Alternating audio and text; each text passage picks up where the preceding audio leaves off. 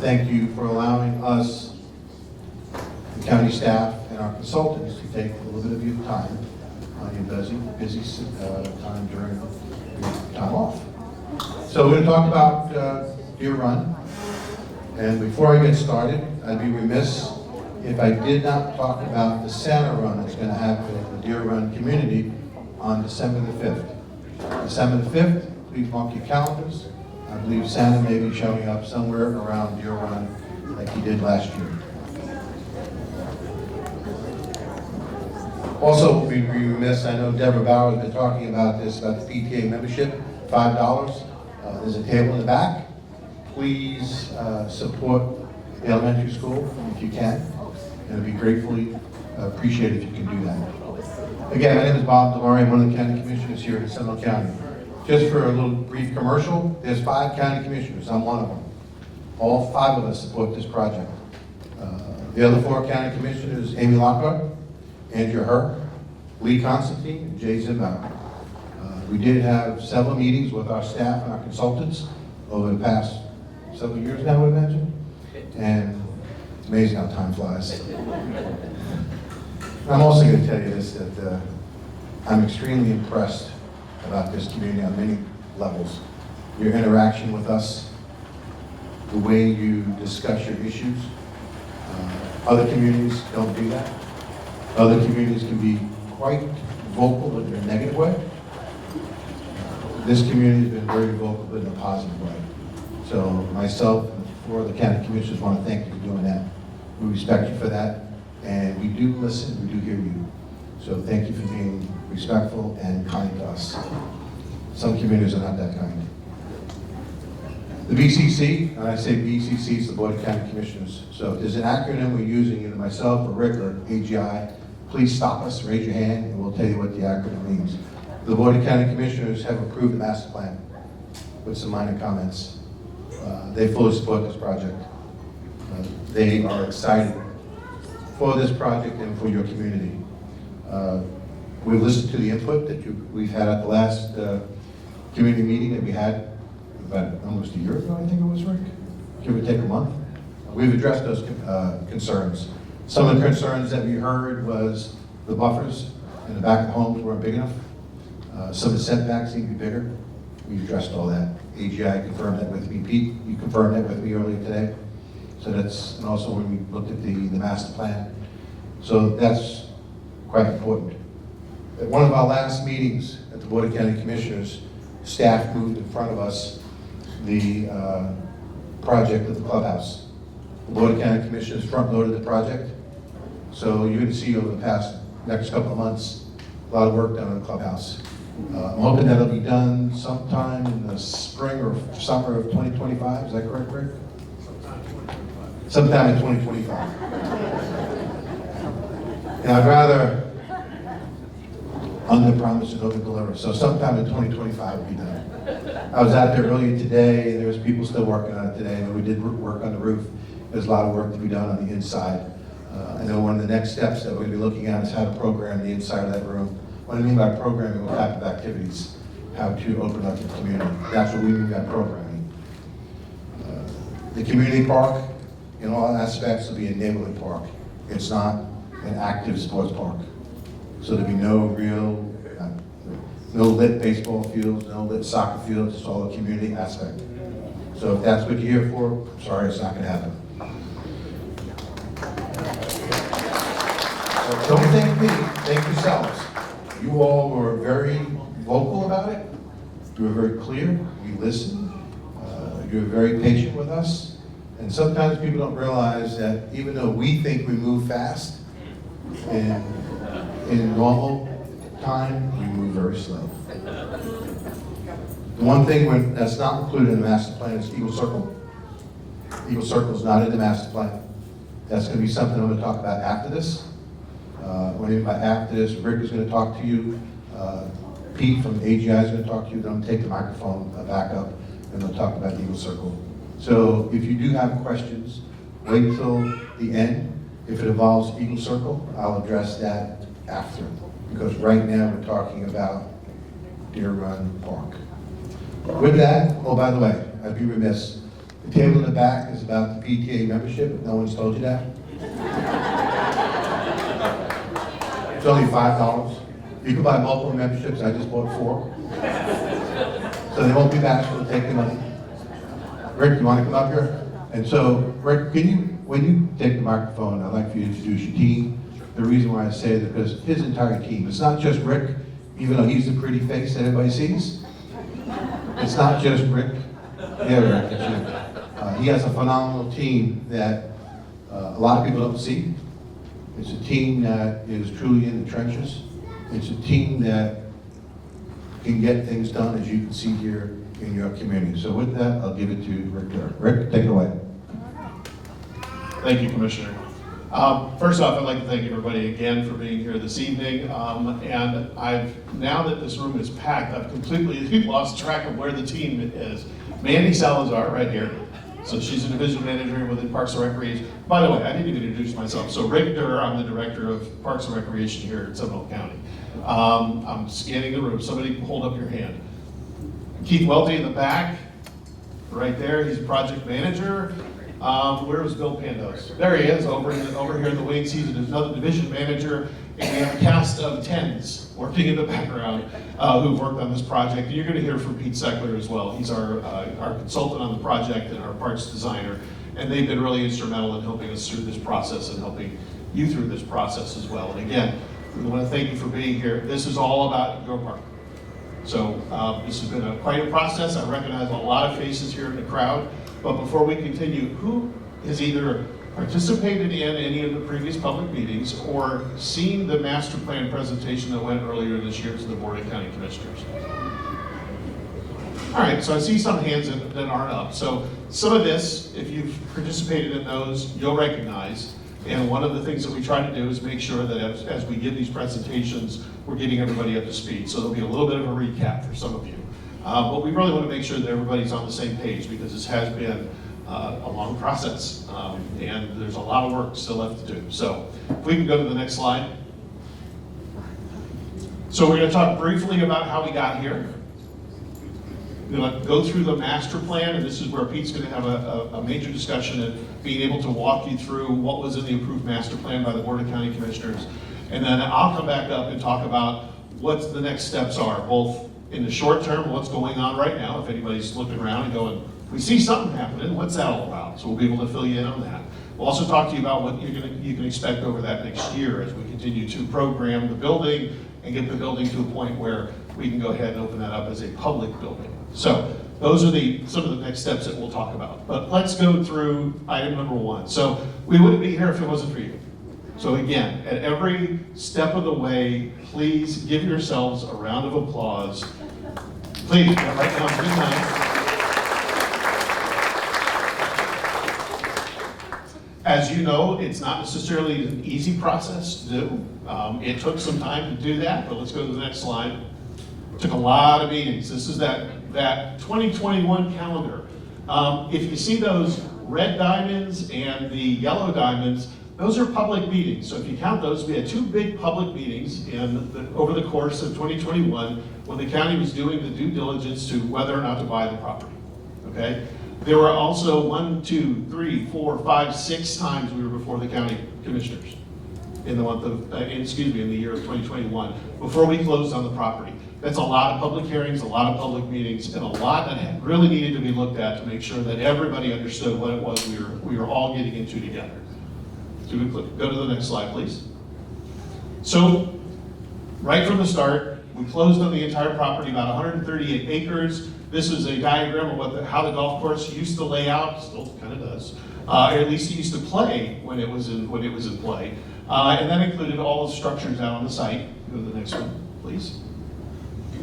And we highlighted some of the major buildings that are there. One of the things that we did from the start, and we heard you loud and clear when the county started looking at this property, was we'd like to preserve the open space, we'd like to preserve the green space, we'd like to be able to use it, but not in the sense where we want you to go ahead and put in some ball fields or anything like that. So that's where the term passive park comes from. A lot of ideas around preserving green space and making it more accessible. There's also a gigantic component to this that had to do with stormwater. So if you go to the next slide. I got ahead of myself. but we looked at what we could possibly do with the project. So again, like I mentioned above, passive park kinds of things, multi-purpose open spaces, redoing the clubhouse and opening up that as a community building so that it can get used by the community itself. And then this huge stormwater component that we heard you loud and clear on that system. So go ahead, go to the next slide. So who was it that said this? Are they here? Thank you again. This has gotten huge reviews, by the way. This is great. This is a great illustration. So this was taken the day before Ian. If you could read that down at the bottom, September 28th, 2022. It's hard to believe that's already been 2 years ago now. This is looking out the back at the golf course. And go ahead and click the next click. And that was the following day. Y'all remember that? Yeah, I heard that. I remember that. Yep. I can say, trust me, while Helene was coming by us and we got some of the initial rainfall estimates, we were going, oh, I'm going to have to update that slide. I really hope it's not going to be that bad. Thankfully, we got some dry air coming on through it, so we didn't get nearly the amount of rain that we were originally forecast earlier in the week. But puts a solid emphasis on what this property does and does not do, and some of the things that we're going to address as we move forward with the development of the park. Next slide, please. So as soon as the county purchased the property at the end of 2021, we began to maintain it as if it was a park, meaning that we had folks out here basically mowing the grass on the same cycle as all of our other parks that were already in service. Okay, so we made the commitment that we would go ahead and take care of the property. In addition to that, we had some environmental remediation work that had to be done. That's been completed. There were some safety issues, with some various things out about the property that could serve as attractive nuisances. We wanted to bring those all in and do that. We had an architect take a look at all the structures inside and out, did a major infrastructure review on the project, all the way down to cleaning up some of the ponds and the pipes and the weirs that were clogged up and those kinds of things. And it took some time. So again, the ongoing maintenance, we continue to do that, and we will continue to do that pretty much as long as the county owns the property, moving that forward. And then we put out the RFP, that means request for proposals for park designers. So let's go to the next slide. So this is where, for those of you that have been on this whole journey, I'm going to turn this back over to Pete, and he'll be able to walk you through this process and what came out of this process with the BCC. Pete. Great. Good evening. Nice to see you. I recognize many of you. My name is Pete Seckler. I'm the director of the Community Solutions Group at GAI Consultants, which is in Orlando. We're right here in Central Florida. We work all over Florida, but we're really thrilled to be working on this particular project.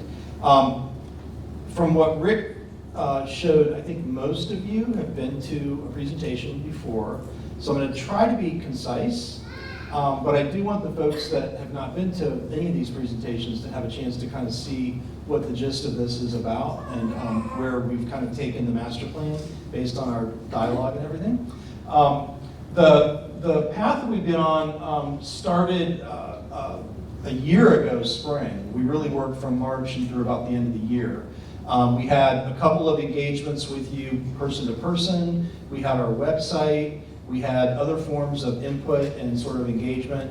And through that process, we developed a conceptual plan, and then we did some refinements of the conceptual plan based on a few comments that you all had at a review meeting late in the fall last year. And as Commissioner Delary said, we did have an approved plan in January, and I think the county is positioning to move ahead with certain parts of the plan. And that's what Rick and Commissioner Delary will talk about at the end. If you go to the next slide and then go to the next, so this is, whoop, go back, sorry. So just for people that haven't been here, this is about the third or fourth time that we've had a big room like this. And what I will say about kind of time, you know, it does seem like these things just take, sometimes they can sort of take forever. When are they ever going to build the park? But if you really think about it, you know, if you consider the fact that the county didn't even own the property or had not even made a decision to not only buy the property, but to fund the purchase of the property, and that's just January of 21. And to be sitting here now, we basically have a master plan together. There's already work going on with the clubhouse. You know, it is pretty, it is pretty rapid how things have come together, and I think things will continue to move forward and hopefully be a real asset for you all. So we have had some big meetings like this. We've had a lot of interaction. Go forward. I mentioned the website. If you haven't been to the website, next slide. There you go. It's pretty simple web name, deerruncommunitypark.com, and we'll have that again at the end. But if you've not been to the website, you're completely welcome to go there and see materials, see input, see past presentations, etc. Go forward, please. So just to kind of summarize the input, and I think maybe to kind of expand on what the commissioner said about, this is not going to be an active ball fields, sports park type of thing. It's not going to, it's not going to be, have a lot of sports lighting at night and all those kinds of things. This really is a large community park that really feels like a neighborhood park. This is meant to be for people that are within easy range of the site. They can walk here, they can bicycle here. If they're coming from maybe another park, nearby in Seminole County, there's going to be very limited parking. So it's not that the public can't use the park, but it's for people that are within a reasonable bike ride or a reasonable trek of this site. It's not for people like me from Orlando to come up here and interlope on your property here. It's going to be about walking and bike paths. We did have a dog park idea that got taken out. Picnicking, playgrounds, using the water, and as was said, we're not going to have bright lights. We're not going to have organized sports. We are going to be smart about how we handle some lighting for safety. SEPTED is crime prevention through environmental design, but it's not meant to be the kind of light that shines off property and creates those kinds of nuisances for the adjacent neighbors. And sort of a summary of some of the key words that people gave us. It's going to be an open, clean, natural green. It's going to be quiet, and it's going to be for families. Multi-generational park, if you will. Go forward. So what does that kind of look like and feel like? I think there's kind of 4 big themes that you can kind of carry around in your head about what the design intent of this park will be as we move forward with it. And the first big idea, and just to pick right up with Hurricane Ian, and unfortunately Hurricane Helene over the weekend, this is going to be an environmental restoration project, first and foremost. There's a long history of how drainage in this area works, how drainage was altered for the golf course, and in the altering of that drainage, the historic drainage, the natural drainage systems, in the altering of that for the golf course, the actual storage capacity of this property was reduced, and that results in greater probability of flooding because there's less capacity, and increased pollutant loads because you're taking water off-site faster before pollutants and those types of things can be processed by the environment. And as you know, this, if you kind of follow the watershed, the water in this property eventually ends up in Lake Jessup. And so we want to make sure that this water, is cleaner coming off the site than it is coming in. And there's still important considerations, even though there's not a golf course here. We still have lawns, and you all probably put things on your lawn from time to time, and there's roads, and there's oils and things on roads, and we want to restore the capacity of this property to process that stuff. And certainly the outfall, we want to have a very clean outfall. So the idea here is that when you're in this park, you should feel like you're in an actual Florida natural environmental setting. This should be a little slice of the real Florida. It'll still have lawns, it'll still have, sort of civilized places, if you will, to have parks and recreation space, but it's going to feel like the Florida environment has been put back together and revegetated and hopefully repopulated with plant and animal species. Go to the next slide, please. So on that note, if you want to have a healthy environment and you want to have healthy water, you have to be able to support healthy wildlife. And so we really want, bird populations and fish populations, we want them to be here and to have this be a place that can be sustaining for them. And that will essentially be the litmus test, I believe. These photos were all taken by a friend of mine, Greg Logan, who loves to go out to the really, really large Orlando wetland property out on the east side of the region. And I mean, these are all real animals in real open space in Central Florida, and we should have that here on this site, I believe. Next slide, please.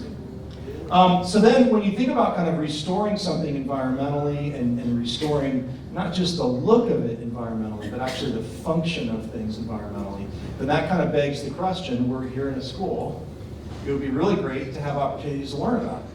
So I think that can mean everything from obviously kids and students and those kinds of groups, but I think there can also be kind of friends of types of groups that can involve the community in things that are either have to do with education or have to do with stewardship or some other aspect of the park. I think there's a tremendous opportunity there. Next slide. And then finally, yes, there should be some opportunities to actually play and have what, we talked in one of our previous discussions about recreation and recreation, spelled the same way, two different meanings. So we're trying to have both here, and when we think of recreation here, we think of it as casual and informal. It doesn't mean that there might not be any quote-unquote sports, but it's not the kind of stuff that would have leagues or any of those kind of competitive things. It's more like, pick up, frisbee, ultimate frisbee, and, go and set up a neighborhood kickball game, at a birthday party. It's that kind of stuff. So it really, you think about things like yoga or maybe little small performances in the park. We do want to have a couple chip and putt kind of locations to remember the heritage of the golf course itself. Some interesting play structures and stuff for kids of different sizes and ages. So we want to try to accommodate some of this kind of stuff within the context of this larger environmental idea. So does that make sense? It's sort of an overall vision? Good. Next slide. So I want to just take a minute and touch again on this thing with the stormwater and with the alterations to the site, so that maybe for those of you that haven't been to one of the previous discussions, we can make this sort of idea a little more real for you. This site, if you think of the whole sort of region of development around this property, with all the housing and everything, the actual golf course was essentially the bottom of the hill. It was mostly wetlands. It was the low point within a very large region of ground. And so the developer did what a lot of developers did, which is build the houses on the high ground, and as you get to the low ground, put a golf course in the floodplain, and there's your amenity. It's a beautiful thing. Now, we all know that, golf courses today are not, they're not played the same way as they used to be, and there's other kinds of community uses, which is why we're here. So when you look at sort of an aged golf course site like this, what you see is something that doesn't look like a wetland anymore. It looks like, you can see how it's been ditch swaled. And you can see, these sort of contrived, lake shapes and things like that. So you can tell that there's areas where it's been dug out to play around, and then there's other areas that have been ditch swaled. And let me be clear too about wetlands. I don't want anyone to think we're going to create a swamp out here. We're not out here to create a swamp. We're here to create a park. But we're here to create a park that restores the hydrological function of this area as something that has a lot of water storage, has healthy water, and creates environmental capacity for the area, along with usable green space so that we can have recreation and so forth. So this is kind of the situation. You can see, and when you ditch swale a site like this, what you do is you reduce the capacity of water storage on the property, and by putting something in a pipe, you expedite moving water off the property. So that what that means is, as I said earlier, pollutants don't get enough opportunity to get processed, and it creates a situation that you think you're moving water off the site quickly until you can't move all the water, because there's only so much water that can go through a 24-inch pipe. and then you have a problem. And you've created a site that doesn't have any capacity. And that's what you saw during Ian. So if you go to the next slide, what we want to do is we want to sort of think about how to deal with water in a park environment in a different way. We call this kind of gray infrastructure, which is pipes. And there's always places for pipes and control structures and things that you would engineer, but we really want to move to green infrastructure. This facility both moves as well as has capacity for much more water than this does. I mean, the only amount of water that can go into that pipe is the diameter of the pipe. And there's enormous volume capacity here. And so when we have these events like Ian, we want to restore some of that capacity into the system so that the neighborhood is protected and the site functions better. Make sense? Okay. Next slide. So one of the kind of ways that works, and as we designed this, we kind of talked about how to sort of connect kind of natural water bodies to maybe man-made water bodies. And again, in the past on this property, maybe somebody dug a stormwater pond or a retention pond for some reason that really related more to golf play than maybe anything else, and then that connected to a pipe. So what we want to do is we want to be able to put those things back, and then we want to be able to connect the waters. So you might have things where there's a pond that gets created in a certain area that is essentially a stormwater management pond, but then it would go over some kind of a weir, and it would start to outfall to natural water until it ultimately outfalls off-site into Lake Hancock. Next slide. I tell people all the time that I've been doing this kind of work for a long time as a landscape architect, these kinds of environmental restoration projects. And one of my early kind of inspirations for this, I mentioned that I live in Orlando. I actually live right downtown. I live in Delaney Park, if you know where that is. And there's a little neighborhood park there called Greenwood Urban Wetland. It's around Lake Haven. And it's the most undesigned park ever. It literally was just an engineering stormwater management project. But it was done, it's not maybe done in the most artistic way or the most beautiful way. It's done in sort of a functional way. It's probably 50 years old. But in that time, it was planted with a lot of native plants, a lot of native trees, and now it's just kind of this hidden gem that kind of only the neighbors know about, you know. And all these things happen in the park. Most of these photos I took all these photos on one weekend. Most of them were taken on a Saturday morning, and I think I came back on a Sunday afternoon and picked up a few more. So, you know, having people doing their morning walks, you know, plein air painting, you know, time with your dog, community gardens, you know, the Amex birthday parties, fishing. Next slide, please. Those are all things. I mean, those are all the kinds of things I think should be happening like all the time. You know. Now, another thing to sort of think about. I said earlier that we're not here to create a wetland. We're not going to create a swamp in everyone's backyard. This is going to be organized and structured. But the structure of it will be more naturalistic. So you have to realize that there may be times where things are a little more inundated because you're in the wet season, and maybe they're a little more dry during the dry season. This is actually a water connection that in the winter the water just kind of recedes. I'm actually taking this picture from a bridge, and so in the winter you just see the water, you just see the lake grasses, and then in the summer it's just water all the way across because it has capacity and the site can breathe. Environmentally, it's not being piped out, so it's always functioning the same because the year isn't the same, right? We have different water characteristics during the year, and we want to have we'll have places where we have kind of clean edges next to water, like with grass and maybe docks and overlooks and things like that. But most of our edges will be fairly natural, with natural wetland aquatics and things like that that birds and fish and all those things love. Next slide. So this is the master plan, and what you can see just as a generality as compared to the prior map with all the line, there were basically 2 lakes and a bunch of ditch lines, is you're seeing expanded water bodies, and they're all connected because they're all going to function as a system. So there's Just in terms of surface water, there's over 12 acres more surface water here than there is today. But in terms of capacity, there'll actually be much more volumetric capacity than what you have on the ground today.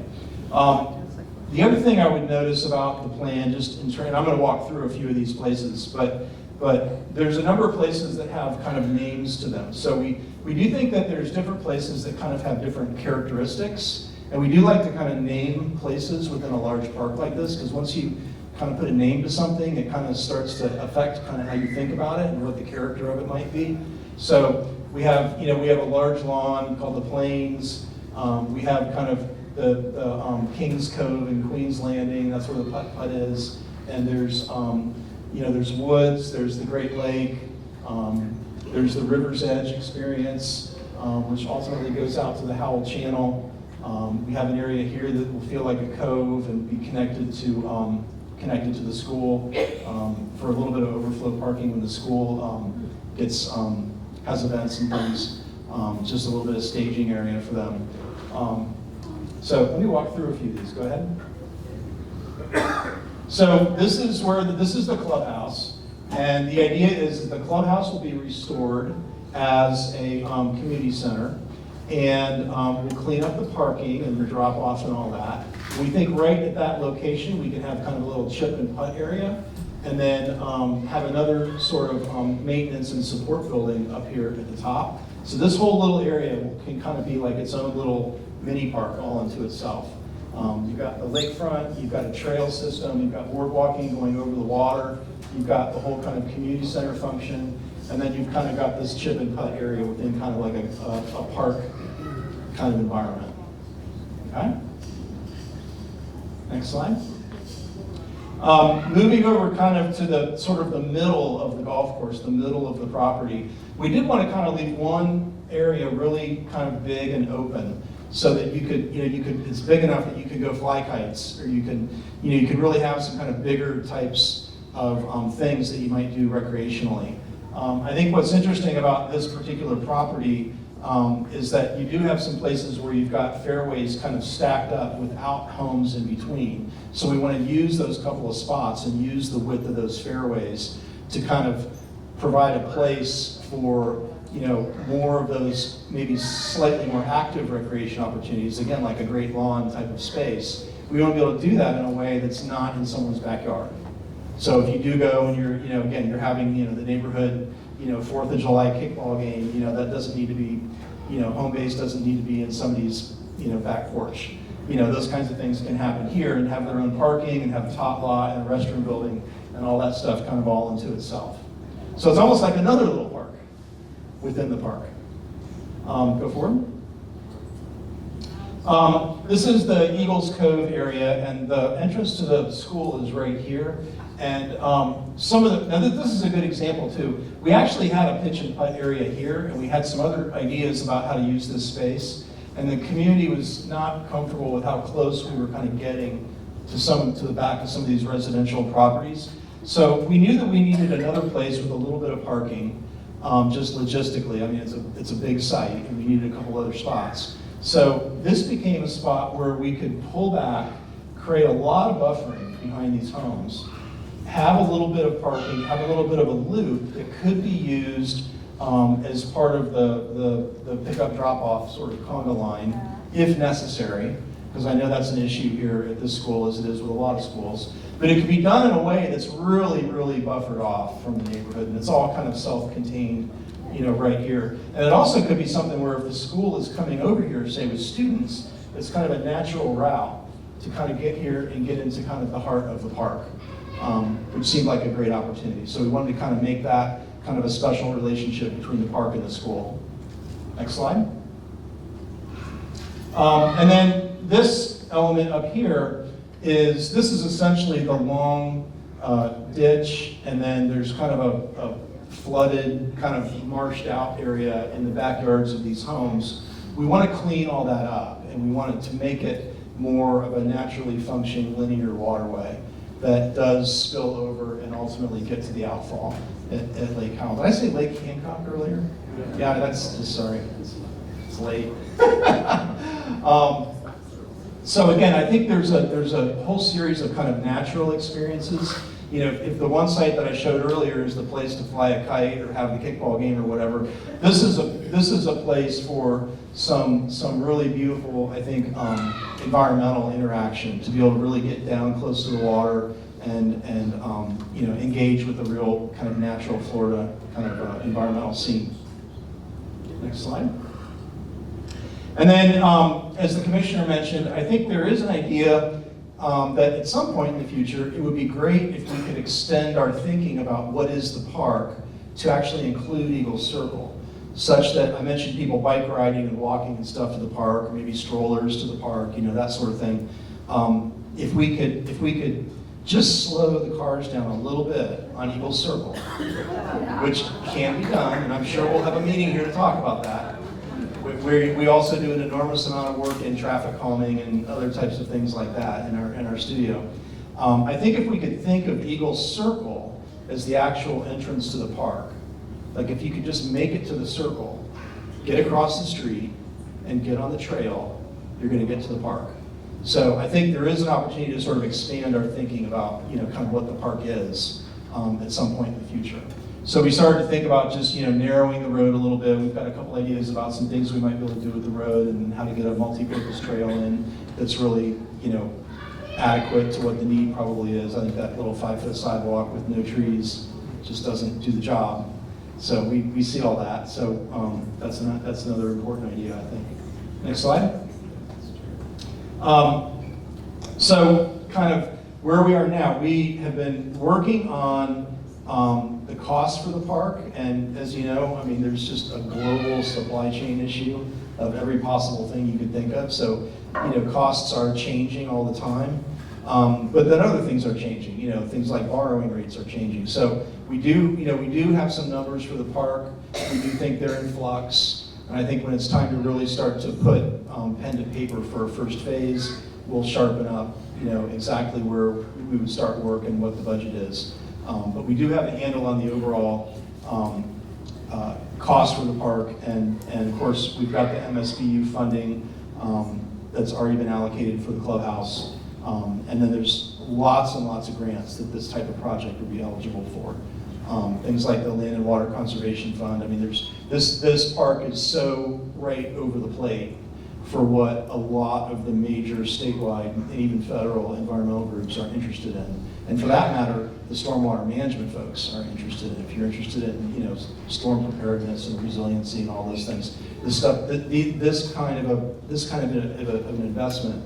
If you think of a park as infrastructure, and certainly stormwater is infrastructure. I mean, this is basic community infrastructure: stormwater and usable open space. This park is right over the strike zone of so many grants that can be applied for and stacked up on each other. So I think there's a really good opportunity there as well for the county team.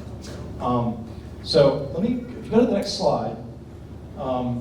So we have the plan adopted. We're meeting again tonight, and I'm sure we'll have conversation tonight. But that's kind of the overview, especially for the newer folks. And Rick is going to kind of close out on the park discussion by talking about kind of where we are right now and what's immediately coming up. If you go to the next slide, please. So what's next?